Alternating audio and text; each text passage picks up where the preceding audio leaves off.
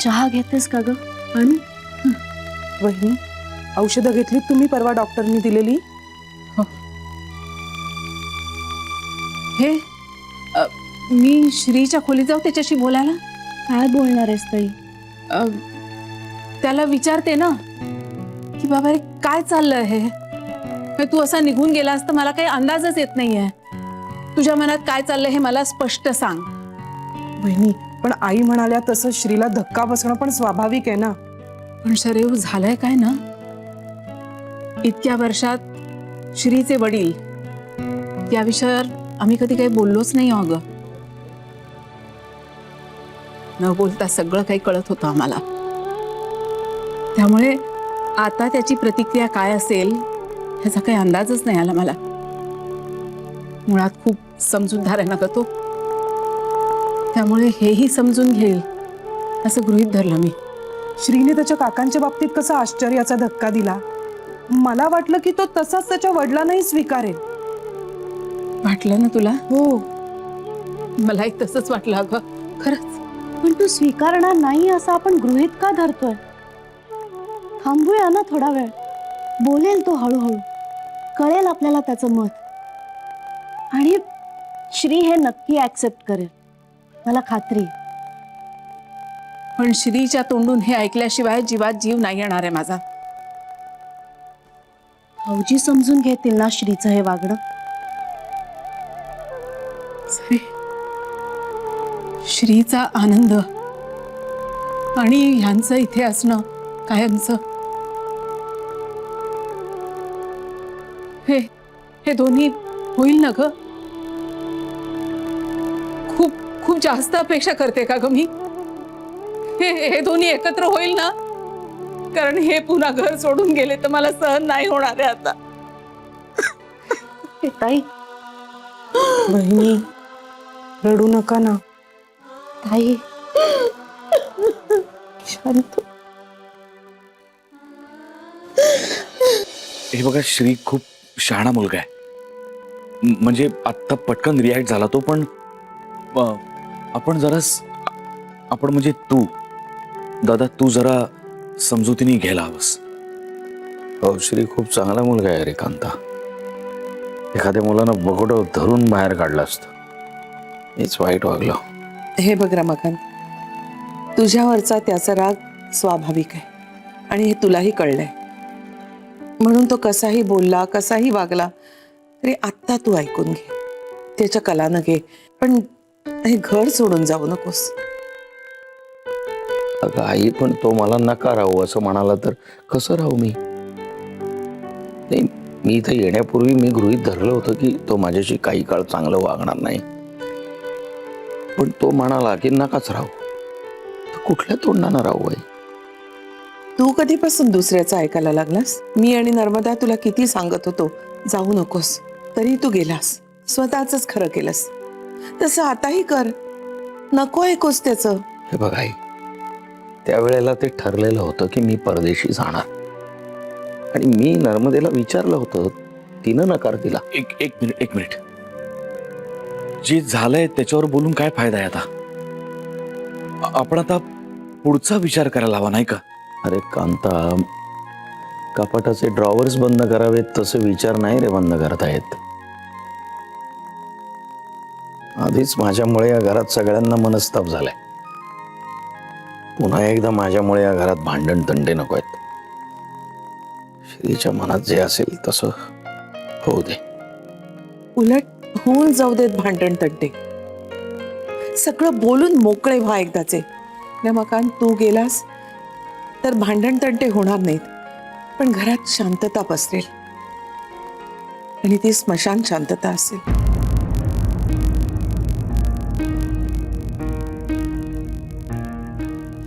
पण आता कुणीही या घरातून जाऊ नका रे बाबांनो.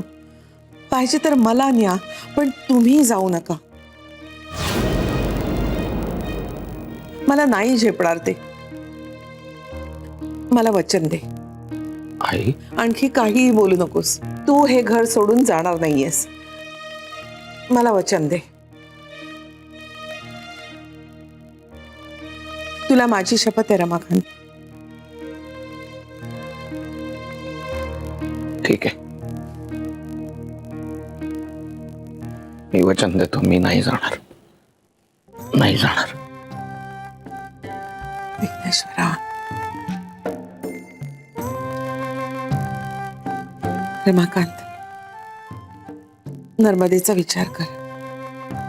ही घाबरली आहे बिचारी, सांभाळ तिला. आता तरी नवऱ्याचं कर्तव्य पार पाड. बाप बनून श्रीला आधार दे. 10 जणांसारखं आयुष्य जगू दे त्याला. हे केलंस तर तुझ्या मनावरचं ही ओझं कमी होईल ना रे.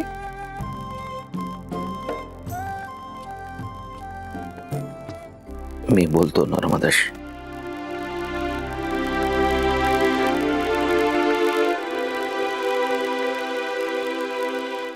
आई, चहा घेतेस थोडा? नाही, नको मला. नाही नाही, घे आई, अर्धा कप घे. बेबी,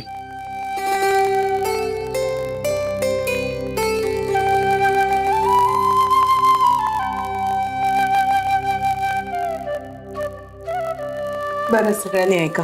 श्रीशी आत्ता कुणीही बोलायला जाऊ नका. स्वतः शांत होऊ दे त्याला. तेवढा वेळ आपण त्याला द्यायला हवा. कळलं?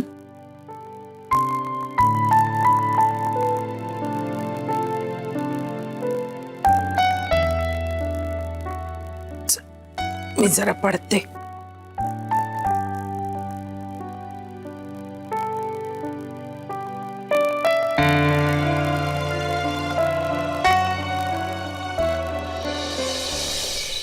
आईजी, श्रीच्या मनात खूप विचार चालू आहेत आता. पण आईजी, त्यातला कुठलाच विचार त्याला शांत नाही करू शकत आहे.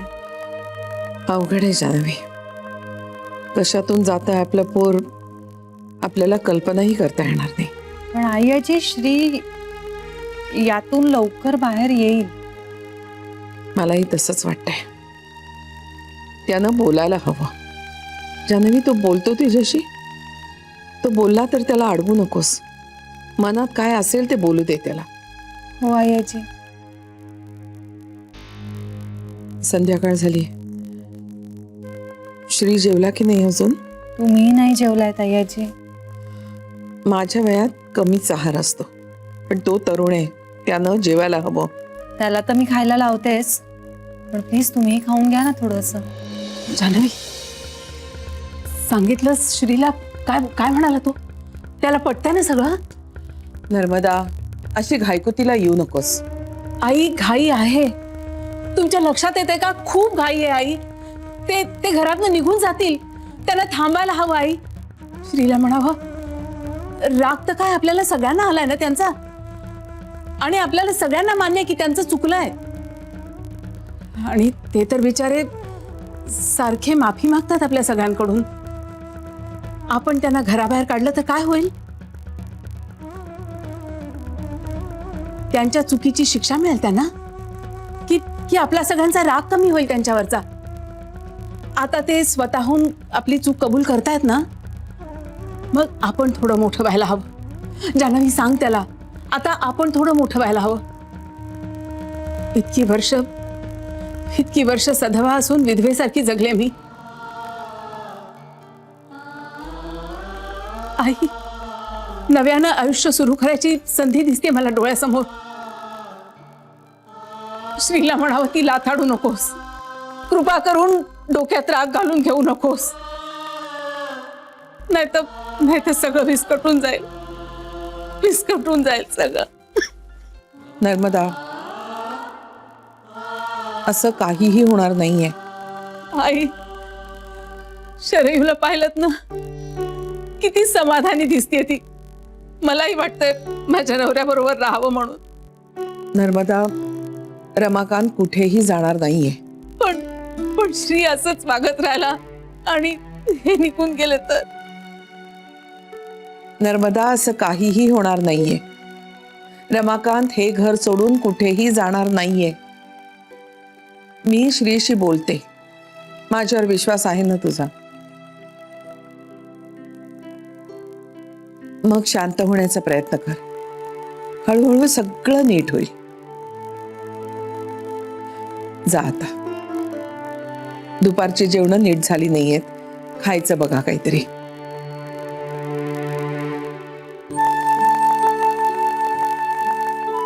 जानवी, श्रीचा मूड नीट असेल तर मी बोलते त्याच्याशी.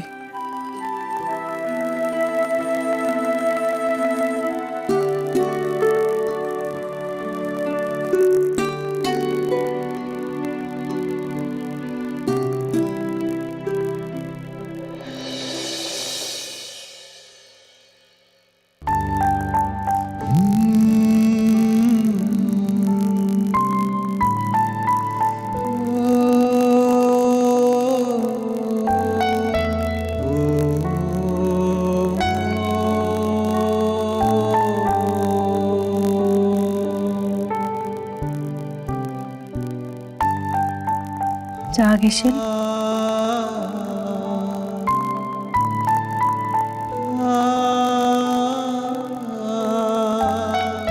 तरी काही खाल्लंही नाहीयेस, तू जेवला नाहीयेस. सगळ्या जणींना काळजी वाटते.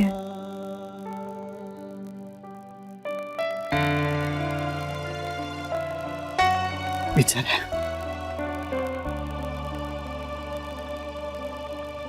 इतकं सगळं होऊनही त्या आजही माझीच काळजी करतायत. आय एम शुअर त्याही जेवल्या नसणार आहेत, पण काळजी मात्र फक्त माझी.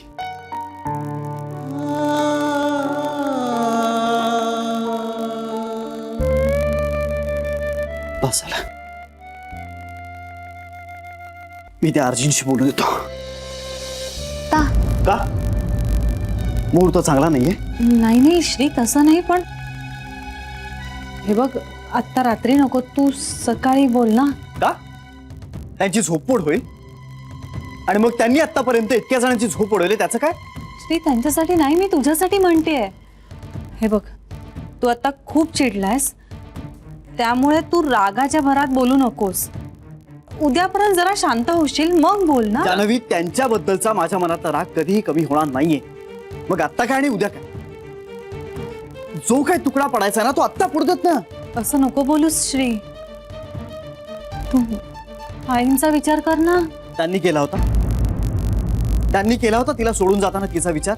पण म्हणजे तूही त्यांचा विचार करायचा नाहीस असा अर्थ होतो का? वडील आहेत रे ते तुझे, त्यांनाही काहीतरी वाटत असेल ना. अरे पण मुळात गरजच काय त्यांच्याविषयी इतकं बोलण्याची, इतका सगळा विचार करण्याची? आजवर त्यांच्या वाचून आमचं काही अडलं नाही अडलं ना, मग यापुढे अडणार नाही. मग त्या माणसाने या घरात का राहायचं? आणि म्हणूनच मी त्याला हे सगळं सांगणार आहे. असं नको करूस जानवी, तू माझ्या बाजूने उभी राहू शकत नसशील ना, तर निदान माझ्या विरोधात तरी उभी राहू नकोस. श्री. तुझ्याच बाजूने आहे मी. फक्त ह्या सगळ्यात तुझं फॅक्ट्स कडे दुर्लक्ष होतंय, इतकंच सांगायचंय मला. कुठल्या फॅक्ट्स?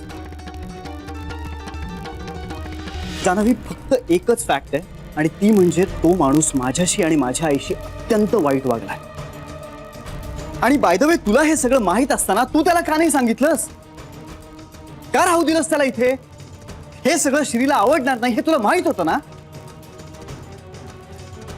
हे बघ जानवी, ते आणि मी एकत्र एकाच घरात एक रात्रही राहू शकत नाही. बस झाला, मी त्यांना सांगायला चालू आहे. नको जाऊस, ऐक, तुला शपथ आहे माझी.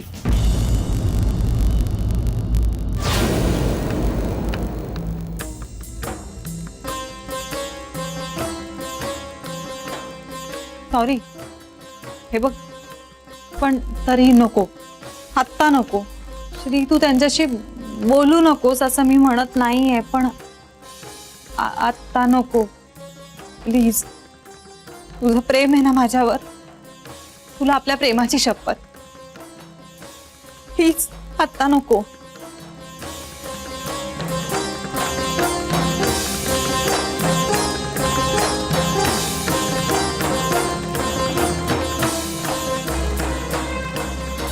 तू म्हणत असशील तर हेही करेन मी, पण फक्त आजची रात्र. उद्या सकाळी मी ह्याचा सोक्षमोक्ष लावणार आहे आणि उद्या मला कोणीही थांबवायचं नाही, अगदी तूही नाही.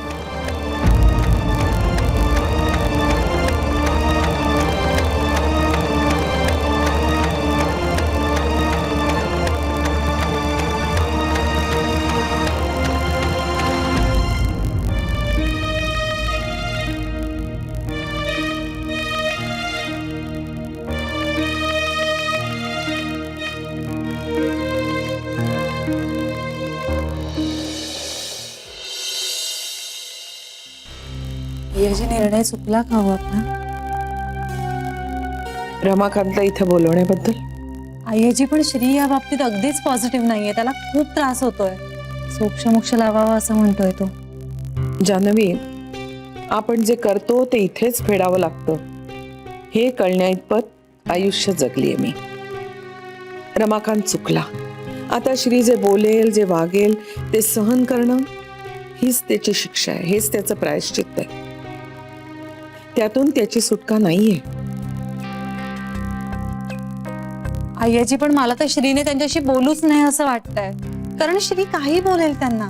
बोलू दे, ही श्रीची गरज आहे. पण मग आईची घरात आलेल्यांशी असं कसं बोलता येईल कुणाला? घरात आलेला त्याचा सख्खा बाप आहे जान्हवी. त्यांचं इक्वेशन काय असायला हवं हे त्यांनी ठरवायचंय आणि हे कधीतरी होणारच आहे. तू किती काळ श्रीला थांबवशील? त्यापेक्षा त्यांना बोलूनच घेऊ दे. कोण जाणे, त्या बोलण्यातून अनपेक्षित काहीतरी बाहेर येईल. पण जे होईल ते चांगल्यासाठी होईल. तू काळजी नको करू. तुझा नाश्त्याचं बघ, मी आलेच.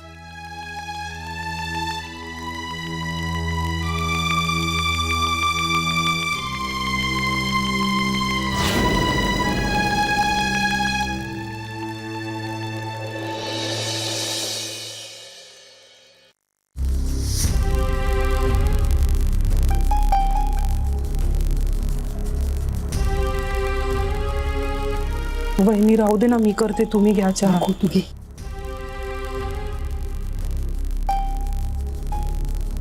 Good morning. Good morning. Good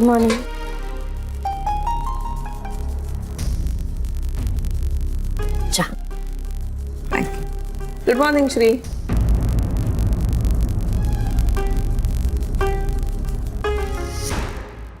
चहा घेणार आहेस?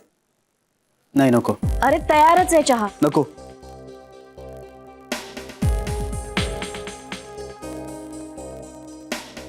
आई, आरजी कुठे? का रे? बोलायचंय, महत्वाचं.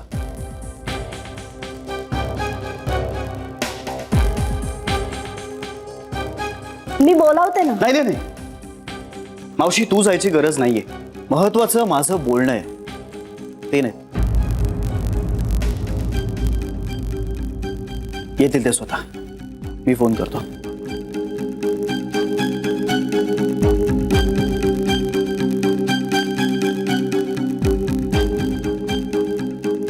Good morning everybody.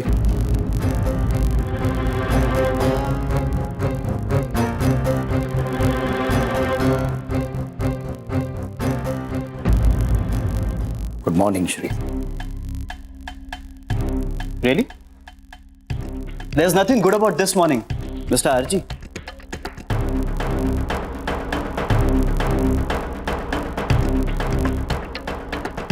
म्हणजे निदान माझ्यासाठी तरी.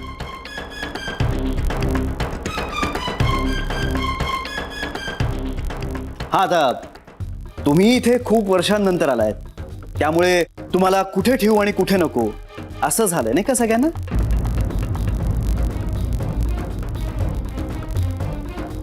नाही, तू दुखावला गेलायस हे मला कळतंय. तुम्हाला माझ्या भावना कळतात? क्या बात आहे.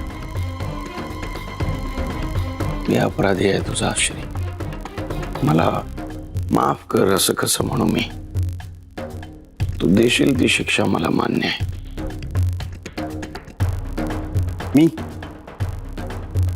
शिक्षा. मी कोण आहे तुम्हाला शिक्षा देणार आहे? माझा काय अपराध केलाय तुम्ही? हा, तुमच्या लेखी तर मी नव्हतोच. तुम्ही तर माझं अस्तित्वच नाकारलं होतं.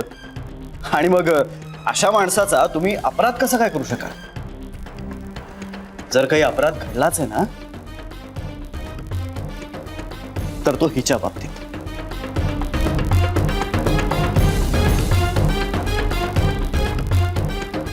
हिनं शिक्षा केली पाहिजे तुम्हाला, किंवा हिनं